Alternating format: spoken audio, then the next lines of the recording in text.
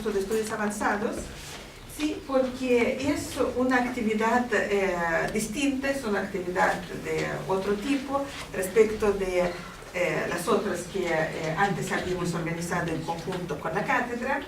Sí, bueno, normalmente en los marcos del trabajo de la cátedra en esta universidad y en otras, bueno, tuvimos la oportunidad de recibir a los académicos, los académicos caribeños, dominicanos, cubanos, puertorriqueños, sí, o también participábamos juntos en actividades de difusión dirigidas al público en general, trabajo con los colegios, con la sociedad civil. Pero a diferencia de otras actividades donde nosotros recibíamos a los académicos desde el Caribe, que de todas maneras siempre ha sido un gran aporte para la circulación, la recepción, la circulación del conocimiento sobre el Caribe en Chile, hoy día podríamos decir que pasamos a otra etapa y hoy día nos convoca aquí una reunión bien especial donde se van a exponer y se van a conversar los avances de las tesis doctorales, en un caso una tesis doctoral ya terminada, ¿sí? Dedicados al Caribe, tesis producidas o en proceso de producción aquí en Chile, y cuyos autores son tanto chilenos como estudiantes de posgrado de los países del Caribe. Entonces, me da la impresión que respecto, es un paso muy importante, precisamente porque en cuanto al conocimiento del Caribe estamos pasando desde, la recepción aquí del conocimiento sobre el Caribe producido en otras partes. Habían académicos que trabajan en los países del Caribe, otros que trabajan en Europa, en Estados Unidos, sí, pero hoy día estamos también por primera vez estamos reuniendo aquí a los investigadores que están trabajando en la producción del conocimiento sobre el Caribe aquí en Chile.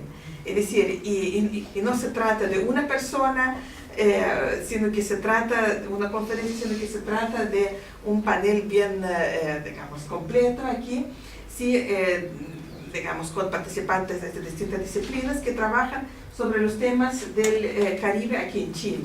Entonces, en este sentido, podríamos decir que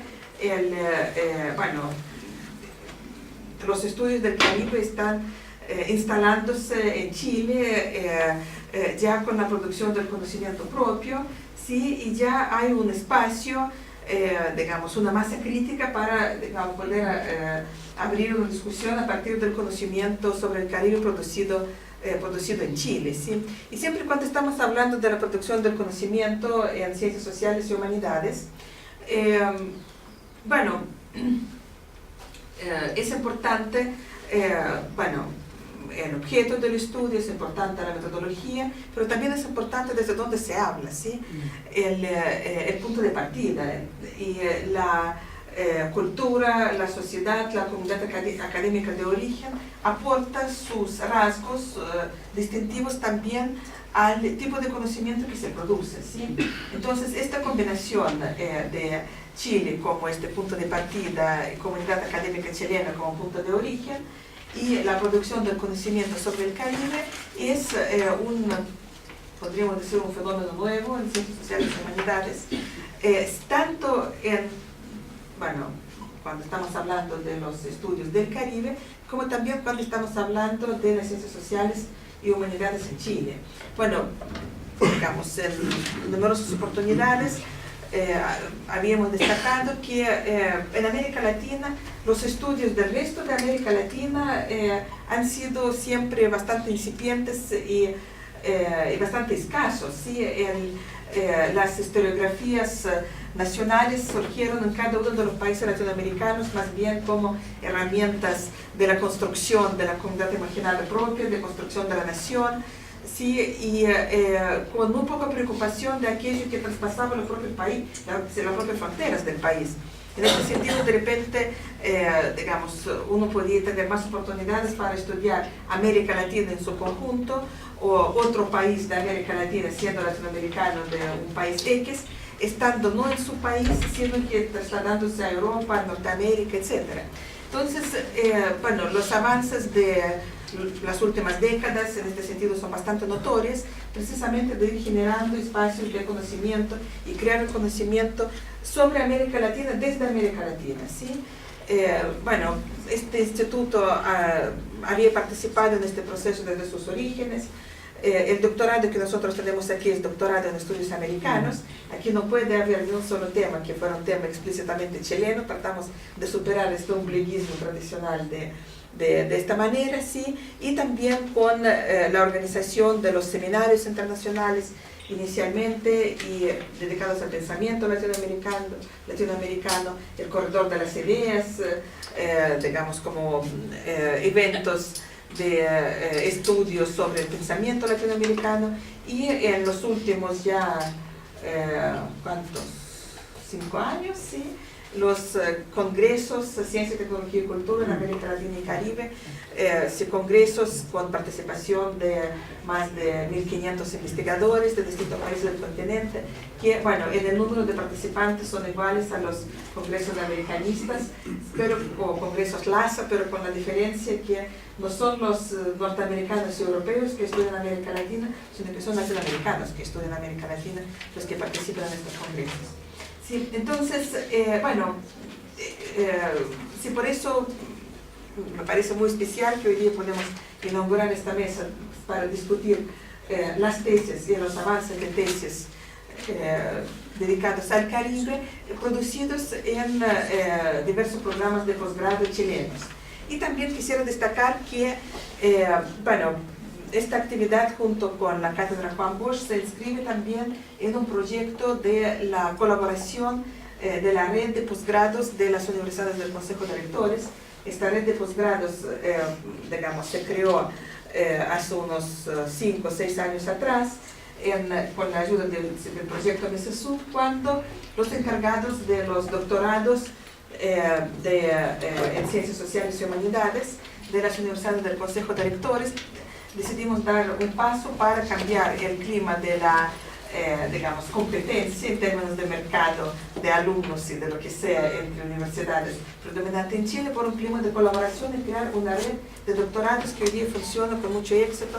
Compartimos cursos, compartimos los recursos bibliotecarios, sí, y bueno, en este sentido esta actividad de hoy día también es actividad que se realiza en el Instituto de Estudios Avanzados, en el digamos, doctorado de estudios americanos, pero también con participación de programas de doctorado y magíster que también son parte de, digamos, de esta red que con bastante éxito ya funciona desde hace algunos años.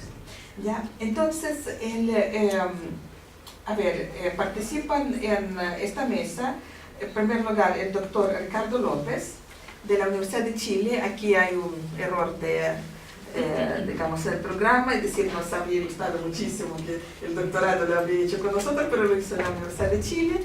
Sí, se doctoró en la Universidad de Chile con el tema el americanismo en Chile ante la expansión política y militar europea sobre Hispanoamérica, 1861 y 1871. Sí, bueno, voy a ir presentando después a los... Yo puedo hacer esa parte porque tengo los perfiles acá de... Perfecto, sí. Entonces yo voy a moderar la mesa. Muy bien, entonces pasamos la palabra a la Cata. Sí. Muy bien. Ya, gracias, Jorge.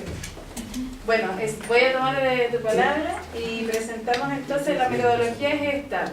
Cada uno de los expositores tiene 10 minutos para contar cuáles las conclusiones a las que han llegado, el tema primero y las conclusiones a las que han llegado o llegaron si la tesis ya está concluida. Y también nos interesa que dejen un espacio para contar qué les motivó a estudiar el Caribe desde Chile, cuáles creen que han sido los principales aportes que puede significar mirar el Caribe desde acá hoy, y también cuáles han sido los desafíos y dificultades con los que se han encontrado. Entonces, los temas son fundamentalmente historia y literatura. Vamos a establecer en 2 bloques diferentes. Primero parte Ricardo, Y les cuento que Ricardo López Muñoz es licenciado en Historia de la Universidad de La Habana y doctor en Estudios Latinoamericanos de la Universidad de Chile. Se ha desempeñado como investigador en el Centro de Estudios del Caribe de la Casa de las Américas en La Habana y como director nacional de bibliotecas públicas en la Dirección de Bibliotecas, Archivos y Museos. Actualmente es docente en la Universidad Alberto Hurtado. Así que, Ricardo, por favor. Primero, muchas gracias a la universidad por la cátedra, la invitación. La tesis que es determinada y por lo tanto susceptible a todo tipo de crítica, incluyendo aquellas devastadoras, que no significan cambiar la nota, quiere adentrarse en el americanismo que en Chile se desarrolla entre el año 61 y el 71 del siglo XIX. Un americanismo, a mi modo de ver, singular. Primero porque es una expresión identitaria que se da en un país que, a la altura del año 61, ha terminado un ciclo de gobiernos conservadores, atravesado por 3 guerras civiles, y donde el último gobierno de Manuel Montt, de los 10 años que gobierna, 8 lo ha hecho bajo estado de sitio. El año 61 es la erupción de un gobierno liberal, encabezado por José Joaquín Pérez, y la sensación que se vive en el país es la de un reencuentro entre las élites. La sensación es que existe un nuevo estatus, nuevas reglas de convivencia entre las élites que hasta ese momento han vivido conflictos agudos incluso, han sido capaces de matarse entre ellos, aunque no exterminarse. Cuando uno lee los textos de la época, uno recuerda el periodo post-dictadura en Chile. Hay una suerte de concertación por la democracia en Chile a la altura de 1861, donde liberales, conservadores convergen en función de ese tipo. Pero es el año también en que se inicia un proceso de intervenciones, sobre todo europeas, sobre el Caribe y que va a terminar en Chile. En el año 61 es reanexada la República Dominicana a España. Ese mismo año desembarcan tropas inglesas, francesas y españolas en México, lo que va a significar que al año siguiente las tropas francesas sean las que permanezcan y ocupen el territorio mexicano, reemplacen el gobierno de Benito Juárez por una monarquía, trayendo un rey de Austria, que era de la casa francesa, casa monárquica francesa, y posteriormente en el año 64, a través de la presencia, a través de la política de prestigio que desarrolla el liberalismo español en este periodo, entre comillas, vamos a encontrar en el Pacífico la presencia de una flota de guerra española, emulando a la Royal Navy, pero con una vocación, una arrogancia, sobre todo, una arrogancia que va a llevar a que entre en guerra con Chile y con Perú entre 1824 y 65, y que va a conducir al bombardeo de Valparaíso y del Callao. Hasta el tiempo, ¿cuánto? ¿Son 6:51 hasta la...? Yo te conté que empezaste a las 48, hasta las 58. Ya te aviso unos minutitos. En ese contexto de un país que aparentemente se abre a la democracia, en clave decimonónica, y en un contexto de intervenciones europeas, en Chile se va a desarrollar un muy fuerte sentimiento americanista. Mi tesis, mi propuesta de discusión es en el fondo decir que, a ver, el americanismo opera cuando la otredad se hace visible, cuestiona, amenaza, pero dicho americanismo, como expresión identitaria, se articula, funciona e interviene sobre los individuos tanto cuanto más también se hacen vigentes y visibles otras expresiones identitarias que no son las del americanismo. por ejemplo, ser parte de la élite, ser chileno, ser de regiones, ser liberal o ser conservador. Por lo tanto, esto rarifica, si se quiere, el americanismo. Si lo entendemos no como la suma de consignas o expresiones vehementes acerca de América, su unidad, la defensa de soberanía, sino también tratamos de entender dicho americanismo como un componente más del hacer política y hacer cultura, en el sentido más charteriano de cultura, y por lo tanto este americanismo va y viene, fluye en función de coyunturas, de circunstancias. No es un americanismo oportunista, pero está permeado por dichas circunstancias. El sentimiento, por lo tanto, de amenaza va a ser el que va a reflotar, va a llevar a que surja en Chile un americanismo vehemente, y desde allí Chile va a ir al encuentro del Caribe. ¿Por qué? Entre las razones, hasta el año 64 las intervenciones europeas acontecen en la guerra del Caribe, tanto en México como en República Dominicana. Chile como Estado, como República, pero también desde los sectores medios, no quiero decir populares, pero sí desde sectores medios urbanos, van a ir al encuentro del Caribe de manera vehemente, pero con la más absoluta ignorancia de lo que acontece efectivamente en el Caribe. En este sentido, el gobierno chileno va a destacar la figura de Enrique Maquena, Manuel Antonio Mata, José Agustín Palazuelos, para que concurran a Venezuela, a Nueva York, porque allí se encuentra la mayor parte de las representaciones políticas del exilio cubano, donde se mueve parte de los representantes del ejército restaurador dominicano, a Panamá, en función de llevar la solidaridad chilena a estos países. Va a haber un delegado, un enviado chileno ante el gobierno de Benito Juárez, cuando ya Benito Juárez se ha transformado en presidente errante, y vamos a asistir a un esfuerzo a ver, marcado por la personalidad de las figuras que van a concurrir, pero que va a ser complementado además por una política americanista de parte del Estado chileno y por una movilización de carácter social de parte de sectores medios urbanos, Santiaguino, Valparaíso, pero también pequeñas localidades, relativamente pequeñas localidades.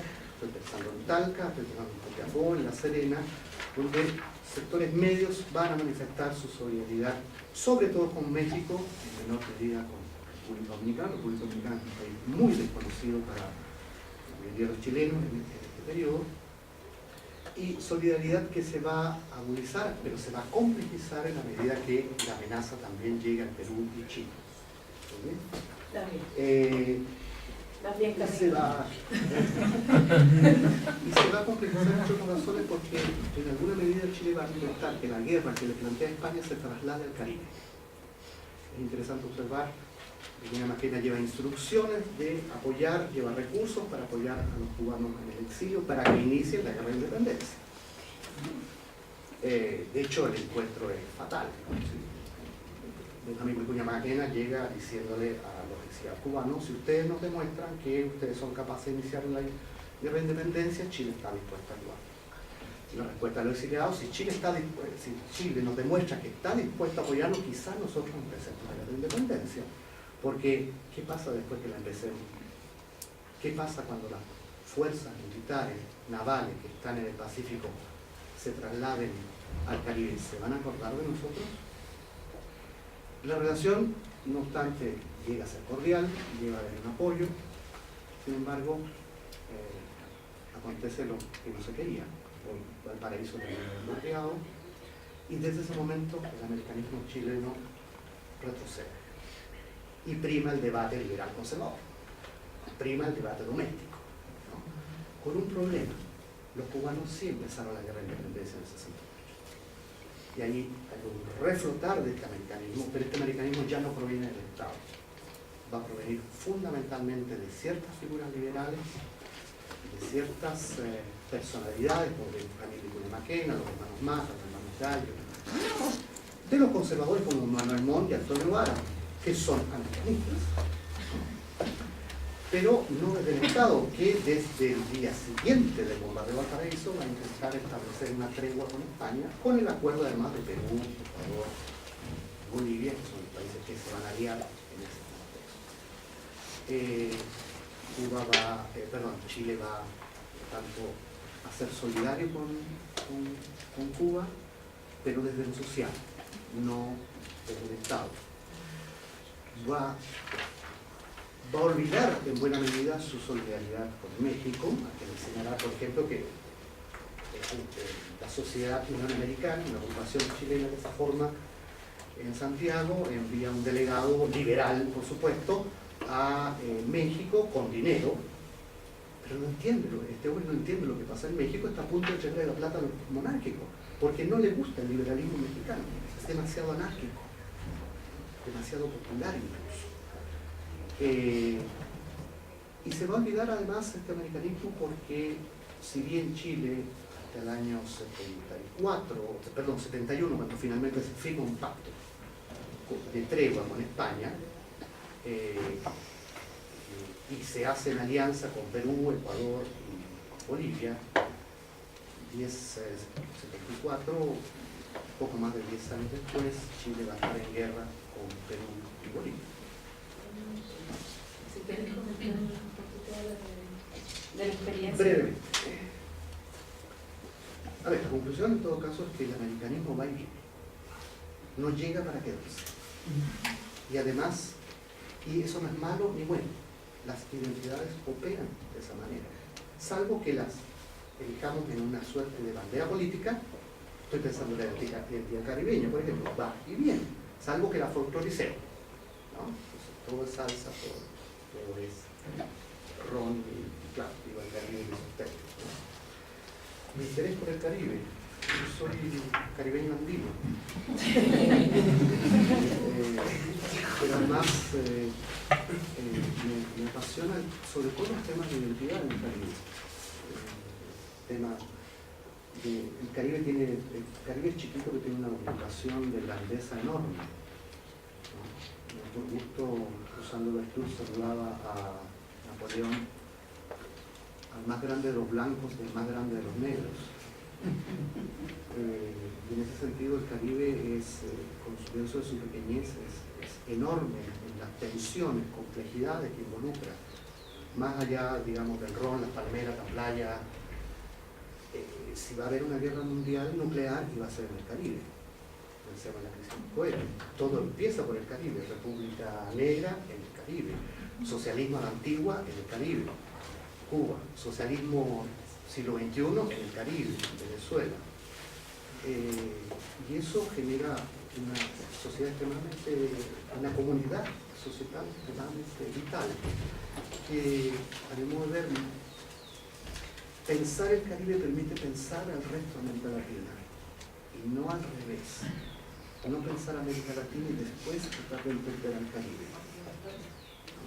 De hecho, estas reflexiones sobre identidad parten de tratar de la historia de Cuba, donde la nación, eventualmente como acto soberano, en algún momento se plantea la anexión a Estados Unidos, o se plantea ser autónomo, pero bajo régimen colonial español. ¿Se quedó a la mitad de camino la nación cubana o es otra forma de asumir la nación? ¿Puerto Rico qué es hoy? ¿Una colonia o la nación puede tener una expresión cultural y no tener una expresión política? ¿Qué es Guadalupe y Martinica? ¿Son departamentos franceses en ultramar? ¿Es la Francia negra? ¿O puede Guadalupe y Martinica, siendo franceses, tener una expresión, ahí no me atrevo a poner nacional, pero una expresión local, en el sentido grande de local, que no sea francesa? Esas son mis razones para... Los 10 minutos más cortos de la historia. Se nos ha hecho poco, Rita. Necesitamos una segunda mesa para seguir hablando. Nos entusiasmaste. Sí, muy interesante. Bueno, yo entre uno y otro me voy a permitir comentarles algunas cosas. Este es un día muy especial para nosotros como Fundación Juan Bosch, porque estamos a puertas de conmemorar 50 años del golpe de Estado al gobierno democrático de Juan Bosch en República Dominicana. Así que allá se están en este momento desarrollando importantes actividades, también con presencia chilena. Está el Premio Nacional de Periodismo Juan Pablo Cárdenas allá en estos momentos, en una de las actividades, y nosotros aquí. Así que desde lejos, desde la distancia, pero también de la hermandad, saludamos ese momento histórico que también se dio en un septiembre, 10 años antes de que tocó acá.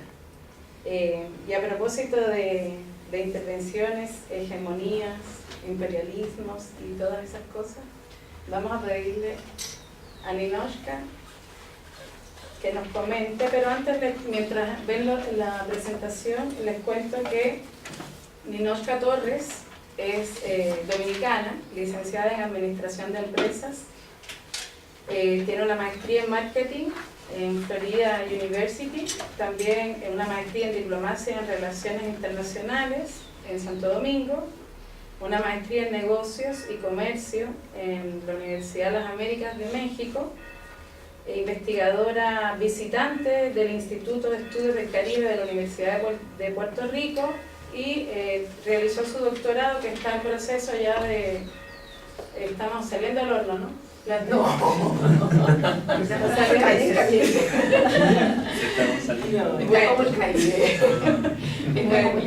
Pero estamos en proceso. Entonces ella nos va a hablar de la hegemonía de Estados Unidos y los movimientos de resistencia antiimperialista en el Caribe, un estudio comparado Cuba, Puerto Rico y República Dominicana, 1952-1965.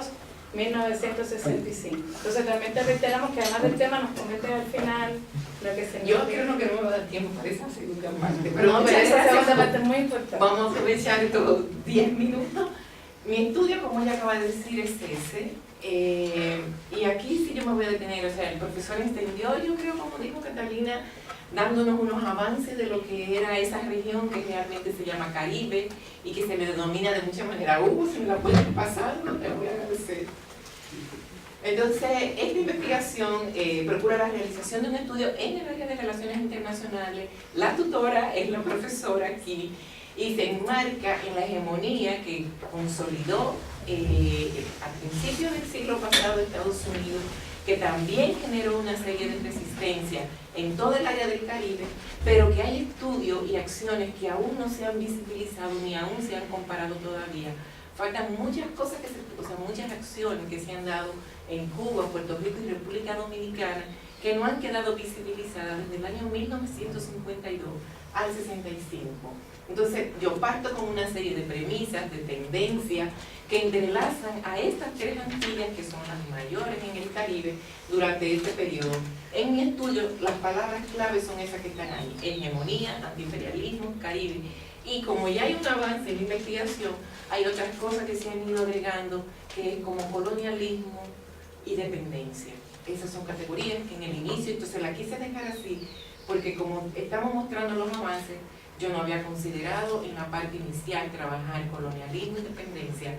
Luego de haber trabajado en el estudio de Puerto Rico, entiendo que son categorías de análisis que no las puedo dejar fuera. Para dependencia, voy a utilizar un poco todo lo que el trabajo que ha hecho la CEPAL, pero también voy a trabajar un poco con el peruano Aníbal Quijano, que maneja las dos categorías, tanto colonialismo como dependencia. Entonces, esto que mencionaba el profesor, que es el Caribe. ¿El Caribe qué es?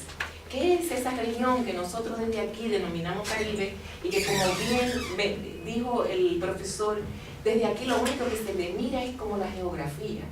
Esa área que es común, el ecosistema, la geografía física, la plantación, el ambiente, o sea, todo lo que es lo mismo que es el Caribe, que es el paisaje. Pero el Caribe, ¿qué es? El Caribe es la primera región a donde llegaron los españoles, es la región donde se inició la conquista.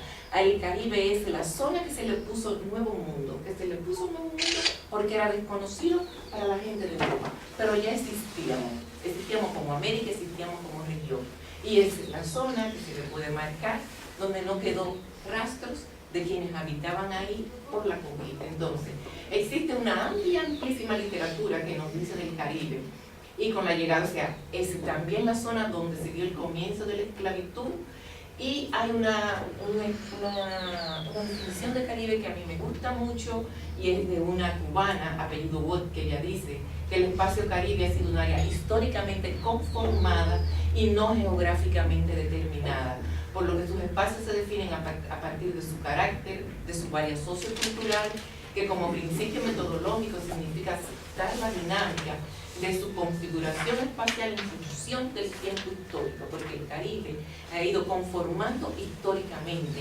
El Caribe también es el espacio que se definió el destino de América Latina. O sea, los conquistadores llegaron y a partir de ahí cambió todo, y cambia en el momento en que ellos entienden que no es la zona donde estaban las riquezas que buscaban, y parten hacia acá, hacia Perú, y parten hacia México. Entonces eso también significa ser la zona de llegada. Entonces es una zona que todavía, y lo sabemos por todos los trabajos que ha hecho la CEPAL, que sigue siendo y continúa siendo redefinida y reinterpretada, sobre todo reinterpretada, dependiendo de la perspectiva que se adopte y en el contexto que esto esté presente, porque si hablamos de turismo, nos vamos a lo que refería el profesor.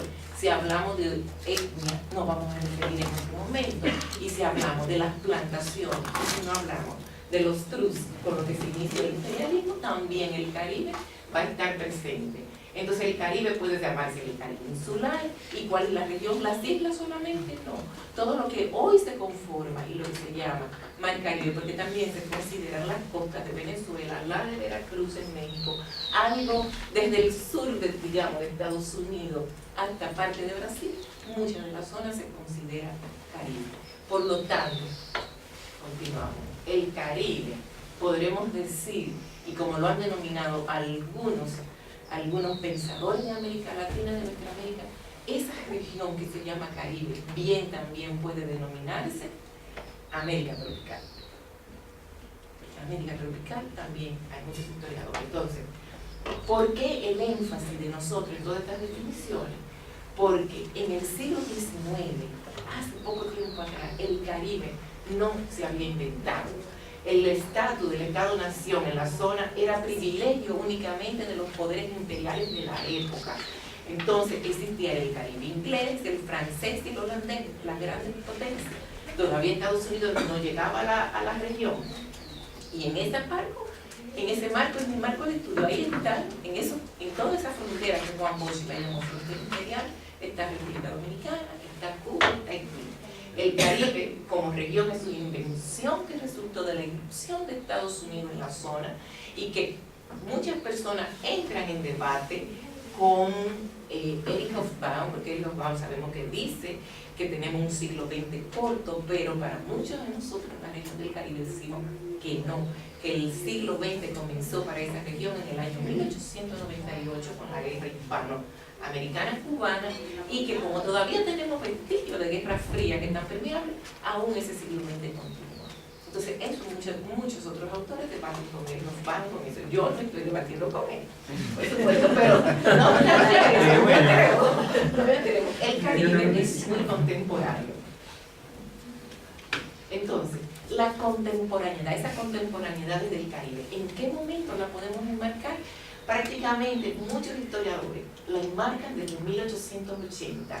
Entonces, y es importante conocer cómo se desarrolló la historia de estos países insulares, que fueron los que cambiaron, y por eso lo puse en negrita, en buena medida la historia del siglo XX, y fueron los que cambiaron, aún así de pequeñito, gran parte de toda esta historia de la América continental. El 1898, en el inicio del siglo XX americano, es el siglo que se comienza el fenómeno de la globalización, y ahí está lo que le decía de Hobsbawm. Entonces, ese periodo a partir de 1898 es el periodo de ascenso y la crisis del imperialismo. O sea, en ese momento en América Latina comienzan a decaer los otros imperios, pero es la irrupción con el capitalismo monopólico del imperialismo norteamericano en la región. Entonces las antiguas potencias coloniales y Estados Unidos, que hicieron que desarrollaron a partir de ese momento un nuevo tipo de empresa conocido como capital monopólico. Todo eso cambia toda la configuración del Caribe. Cambió también el tipo de colonización, las antiguas prácticas cambiaron y en muchos casos ya teníamos gobernantes, ya viene una neocolonialidad, o sea, ya no teníamos la colonia directa de España. Y el actor principal en todo esto es ¿quién? El imperialismo norteamericano. ¿Qué pasa? Al inicio de la contemporaneidad de 1880, pero ya más específico, 1898, ¿a quiénes les toca este protagonismo? A las Antillas de lengua hispana, Cuba y Puerto Rico, que se habían quedado un tanto rezagadas con la independencia, porque ya la América continental desde 1810 había iniciado todos sus procesos de independencia, República Dominicana desde 1844, 1861, como dice el profesor, fue reanexada, pero en 1865 vuelve a obtener su independencia. Solamente quedaban esos dos enclaves en el Caribe como colonias de España.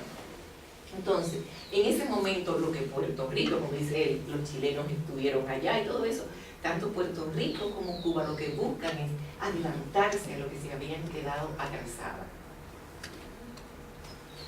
Yo estoy haciendo este énfasis en el Caribe para poder después llegar a lo que estudio. Entonces, ¿por qué estudiar las Antillas? Son similares. La creemos porque vemos una geografía física similar como igual. ¿Qué tenemos de semejanza?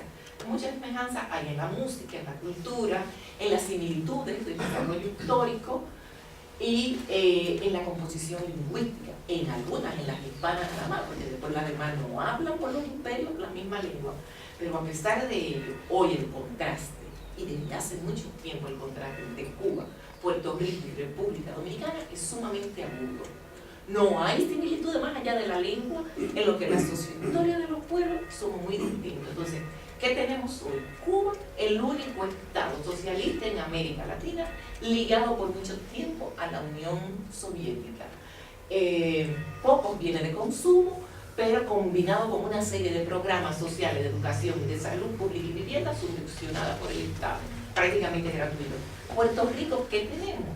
Unas relaciones económicas y políticas con Estados Unidos por su condición de colonia, una sociedad de consumo al estilo norteamericano, pero con enormes desigualdades sociales.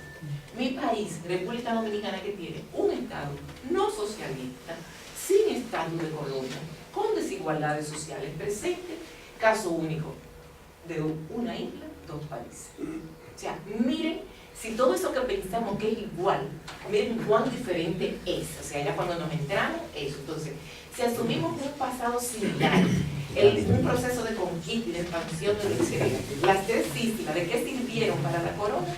Como un experimento, como el laboratorio desde donde partieron la conquista. Y este acontecimiento cambió drásticamente el papel del país. La española, nosotros nos dividimos en dos.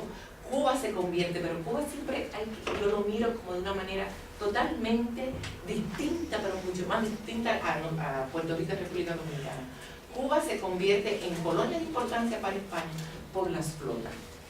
Puerto Rico, ¿cómo se mantuvo? Puerto Rico se mantuvo como un fuerte militar, o sea, estratégicamente le servía de resguardo a la colonia. Con esto que yo busco, asumir una mayor importancia, disminuir la otra, no la asumo ni le quito importancia histórica a ninguno de los dos pueblos, sino quiero decir que existen diferencias cualitativas en el desarrollo histórico de una parte del Caribe a la otra, sino también desde un punto de vista objetivo, las grandes diferencias históricas que hay en el desarrollo político, económico y social de las Antillas. ¿Qué era Cuba y qué era Puerto Rico antes de 1898? Cuba, para mí, o sea, ahí comencemos a ver las grandes diferencias que tenían estas dos naciones y por qué hoy son tan distintas. En 1765, la población solo de La Habana era mayor que toda la isla de Puerto Rico. Y ya tenemos que ver, cuando la población de la capital de un país es mayor que toda una otra isla, queremos decir que las cosas van a tomar otro rumbo. Cuba tuvo un nivel de acumulación de capital en su infraestructura, que para 1820, aún siendo colonia, era el país productor de mayor productor de azúcar del mundo. Eso lo lleva también a ser distinto. Fue punto crucial, la expansión azucarera de Cuba estuvo iniciada, esto para mí es importante, la iniciación de Cuba en su azúcar, en su producto principal, fue controlada desde el principio por cubanos, mientras que en Puerto Rico era por inmigrantes e inmigrantes recién llegados. Eso lo hace ser totalmente diferente. Puerto Rico, después del mediado del siglo XX, la industria azucarera, ¿qué pasó? Que entró en crisis, mientras que la de Cuba seguía floreciendo. Cuba había desarrollado, y esto aquí sí, los procesos históricos fueron totalmente también distintos. Cuba desarrolló en cada momento de su historia una clase nacional dominante que fue crucial al momento de 1898. 5 minutos. ¡Wow! Yo creo que todavía tengamos bueno, ¿por qué llega 1898? Voy a ir resumiendo. En 1898, ¿qué sucede? Es la introducción norteamericana. Puerto Rico no le presentó grandes dificultades, y si uno lee la crónica de Puerto Rico, uno dice, pero bueno, ¿qué pasó aquí? Se repitió en Puerto Rico lo mismo que se repitió en 1951. A la llegada de Estados Unidos fue una llegada de júbilo. El pueblo saltó a la calle a felicitar a las tropas norteamericanas porque lo habían librado de la colonia, y ellos ayudaron a sacar a los españoles. En Cuba sucede lo contrario. Había una clase nacionalista con la cual la institución norteamericana tuvo que entrar en contacto y tuvo que hacer transacción. Hasta 1901 un protectorado, y hasta 1902, claro que dejaron la enmienda plana. En Puerto Rico fue un traspaso de corona española totalmente a corona norteamericana. No hubo realmente una resistencia, que es lo que yo al final busco en mi tensión de esta investigación. En el año 1898 en Puerto Rico no hubo resistencia. Entonces, pero ambas cambian de soberanía, eso sí hay que tenerlo presente, por el Tratado de París de 1898.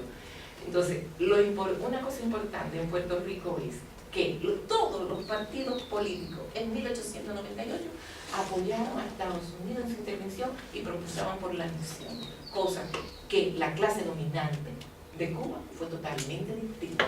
Había un fuerte movimiento nacionalista que no llegó mucho más tarde a Puerto Rico. Vamos. Entonces, Cuba emerge como república semi-independiente. La enmienda Plan, que es por la que todavía tienen que Guantánamo, aún está presente, pero luego ellos, luego de ser protectorado, obtienen su independencia. Su independencia, aunque pasan un periodo de ser neocolonia, que yo creo que ha sido casi todo lo que ha habido en el Caribe. Ya.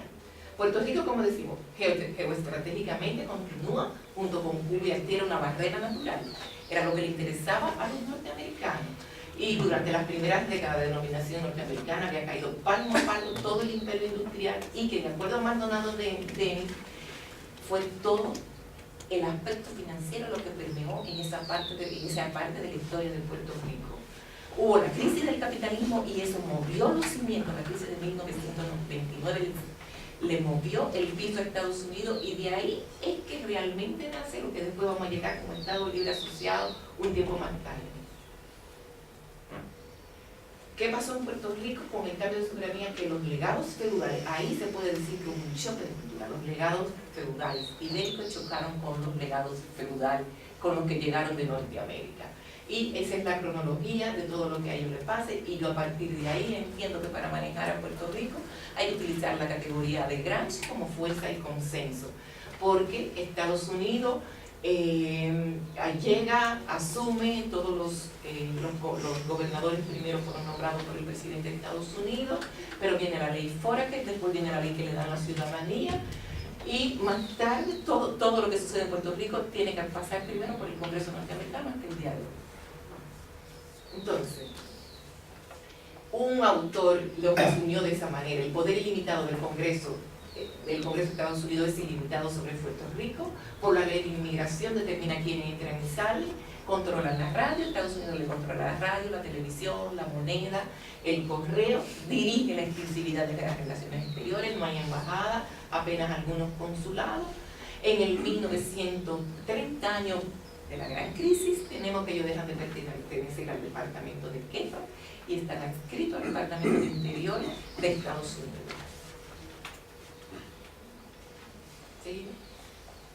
República Dominicana, mi país, ahí está. República Dominicana nace como nación, ya les dije, en el 84, 61, anexión, 65 ya de nuevo restauración y segunda república, y los primeros años del siglo XX estuvo marcado por una serie de caudillos, hasta llegar a Trujillo, y luego a 1961, y el abuelo de esta niña se convierte en presidente y Estados Unidos entiende que nada más debe durar 7 meses. Hace esos 50 años ahora. Bueno, entonces, ¿cuál es mi tensión de estudio? La resistencia. ¿Por qué yo uno el Caribe de esta manera en estos 3 países? Porque entiendo que han habido una serie de acciones que en comunes no han estado visibilizadas. Y la resistencia yo la utilizo como noción para dar sentido a las situaciones políticas, culturales, económicas, sociales que se pronunciaron en contra del predominio de Estados Unidos en ese periodo. Entonces, esta historia presentada se enfrenta a otra lucha de resistencia, dominación y liberación, en la cual el pueblo de Puerto Rico ha tratado de romper los lazos que lo unen con la metrópoli de la cual depende. República Dominicana ha tenido una historia de su gestión y Cuba tomó otra ruta. Y ya sabemos, en todo la hegemonía de Estados Unidos ha provocado distintos discursos que se transformaron todos en resistencia antiimperialista. Ok, para Foucault ya sabemos que toda relación de poder tiene como contraparte una resistencia, que si la aglutinamos en cierto modo, pueden provocar la división del campo social y predominados en los educadores. Es el reto que yo tengo a partir de ahora encontrar todo eso en esta tesis. ¿Cuánto me queda? Nada. Gracias. Nada.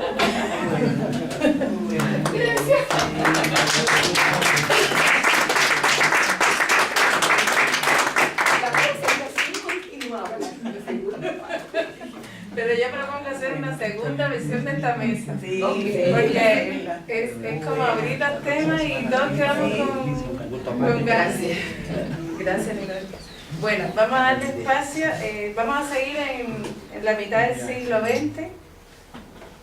Hugo nos va a hablar de la política exterior de Chile frente a la intervención estadounidense en República Dominicana de 1965.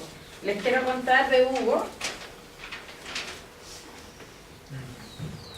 Tiene estudios de pregrado, licenciado en Ciencias Militares y en Educación. Después, posgrado y postítulo, tiene magíster en Gestión Educacional, diplomado en Estudios Políticos Contemporáneos, diplomado en Operaciones de Paz y Seguridad Internacional, postítulo en Informática Educativa, diplomado en Psicología del Aprendizaje. Cursos militares en el extranjero, observador militar en Argentina, Platoon Commander's Course en Reino Unido y Captain Cadet Course en Estados Unidos también. Instructor invitado en centros de operaciones de paz de Alemania, Argentina y Uruguay, y se desempeña laboralmente en la Escuela de Artillería, en el Departamento de Educación a Distancia del Ejército, Centro de Operaciones de Paz de Chile. Actualmente, además, es alumno de la Academia de Guerra del Ejército. Y acá en el doctorado está la tesis también saliendo del horno, ¿o? Está un poco en el freezer. Pero va a salir. Ya. Bueno, en primer lugar, le sacamos un rato y me va a retar mi profesora de guía, que es la profesora Ulanova, por estar un poco atrasado, pero se trabaja lento pero seguro. Y al escuchar hablar al doctor acá, que gana de terminar rápido la tesis, hablar con esa tranquilidad. Bueno, esta tesis es la política exterior de Chile frente a la intervención estadounidense en República Dominicana en el año 65. Voy a ir rápido en algunas diapositivas para poder dar tiempo a lo que le interesa a Catalina al final. Bueno, esta tesis se enmarca en el contexto de la Guerra Fría. Tenemos que el término de la Segunda Guerra Mundial, ya el mundo se sentía un poco aliviado, se había terminado esta guerra, y con las últimas conferencias que se realizan, empiezan a configurar este nuevo panorama y existe un temor occidental de una expansión soviética. Esto a base de las exigencias de Stalin, del nacimiento de los países satélites soviéticos, y esto empieza a crear tensiones de Estados Unidos y Gran Bretaña, y empieza a crear o a reflotar las viejas rivalidades que se habían dejado de lado para poder combatir al eje. Los temores soviéticos venían desde Stalin como persona, y que creía que todo lo que estaba realizando Estados Unidos era en preparación a una guerra de agresión total. Y esto lo dice Dobrinin, que fue el embajador de la Unión Soviética en Estados Unidos muchos años. Por su parte, Estados Unidos estaba generando la teoría del expansionismo comunista a través de Kennan con el telegrama largo y el artículo firmado como Mr. X en el Foreign Affairs. Y que esta expansión debía ser contenida. Por lo tanto, el inicio de la Guerra Fría, los esfuerzos de Estados Unidos para contener al comunismo se fueron hacia Europa porque veía el comunismo demasiado lejos de América Latina como para poder realizar algún tipo de acción. Luego viene la Revolución Cubana, ya el comunismo estaba un poco más cerca, Latinoamérica no estaba tan segura, se necesita empezar a actuar un poco más en América Latina, y así el presidente Kennedy crea la Alianza para el Progreso, dejando fuera a República Dominicana por cuanto consideraba o estaba en las bases que la democracia debía ser uno de los requisitos fundamentales para poder formar parte de ella, y a la sazón República Dominicana era gobernada por Trujillo. Y señala explícitamente Kennedy en un discurso que la doctrina interamericana de no interferencia no va a ser ninguna excusa para no actuar en asuntos internos de otro Estado. Posteriormente asume Johnson y le toca aplicar esta política y frustrar cualquier tipo de revolución que pudiese existir en América Latina, porque ya había un viso de revolución comunista según lo que pensaban en Estados Unidos. En República Dominicana se encontraba Trujillo desde 1930 y fue ultimado en el año 61. Luego Bosch, el abuelo de Catalina, gana la elección en el año 62 y es derrocado, todos sabemos más o menos la historia. Bueno, un poco más rápido acá, todo termina, o comienza, el 28 de abril del 65 con la intervención militar en Estados Unidos y República Dominicana. Quiero hacer un paréntesis acá, ¿por qué intervención y no invasión? Básicamente porque se violó el principio de la intervención y la mayoría de la literatura que hay escrita, que no es mucha tampoco, pero lo que hay escrito señala que es una intervención. Básicamente por eso. Y aquí ya se nos crea el problema. El presidente de Estados Unidos informa 24 horas más tarde de realizar esta acción al Consejo de Seguridad de Naciones Unidas. Ya el 30 de abril Estados Unidos se empezó a preocupar y trató de revertir esta situación y darle ciertos visos de legalidad a la invasión o a la intervención, y señalando que quería hacerlo en estrecha relación con la OEA. La política exterior de Chile fue condenatoria, así el 29 de abril del 65 el embajador Mañé llama a una reunión de consulta de los ministros de Relaciones Exteriores de la Organización de Estados Americanos. El 30 de abril Mañé presenta la declaración oficial del gobierno, pero lamentablemente